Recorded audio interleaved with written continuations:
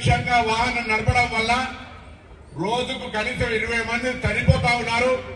మనం ట్రాఫిక్ నిబంధనలు పాటించినట్టయితే మన ప్రాణాలను మనం రక్షించుకోవడమే కాక ఇతరుల ప్రాణాలను రక్షించుకోవచ్చు అనేటువంటి ఆలోచనతోటి ప్రభుత్వము రవాణా శాఖ తరఫున ఈ కార్యక్రమం చేస్తూ ఉంది.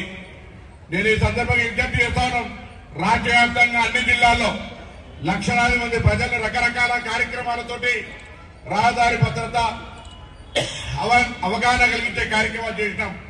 కానీ ఇది ఒకే రోజు మార్పు వస్తుందని అనుకుంటలేదు. ఈరోజు పాఠ్యాంశాల్లో ఈ ట్రాఫిక్ భద్రత అవగాహనకు సంబంధించిన ఒక పాఠ్యాంశంగా రావాలి.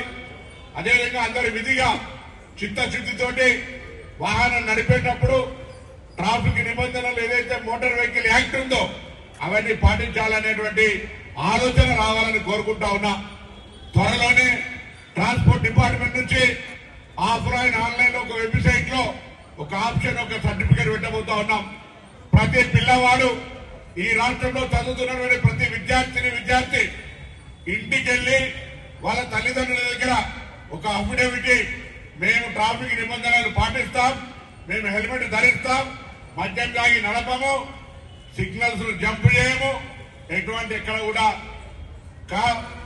ఎదురుగా అంటే రాంగ్ రూట్ లో పోము అనేటువంటి కొన్ని నిబంధనలకు ప్రామిస్ చేసే విధంగా ఒక అగ్రిమెంట్ లాగా పిల్లలు తల్లిదండ్రులతో ఒక బాండింగ్ ఇంతకుముందు జోయల్ జగన్ గారు చెప్పినట్టుగా bonding between father and mother and childrens అన్నట్టుగా ఒక ట్రాఫిక్ మీద ప్రాణాలు రక్షించుకోవడానికి తీసుకునే కార్యక్రమం చేస్తా ఉన్నాం. అదేవిధంగా ఈరోజు ఈ యొక్క సామాజిక కార్యక్రమంలో భద్రతతో పాటుగా మనం అన్ని రకాల అవగాహన ఉండాలనే ఆలోచనతోటి నేను డిఓ గారిని కలెక్టర్ గారిని కోరుతా ఉన్నా. ఇవాళ మనం ఒక యూత్ పార్లమెంట్ ఎట్లా పెట్టామో కొంత స్కూల్స్ లో ఒక టీం తయారు చేసి మొత్తం స్కూల్ కు సంబంధించినటువంటి లక్షలాది మంది పిల్లలు ఇక్కడ తీసుకురావడం ఇబ్బంది కావచ్చు.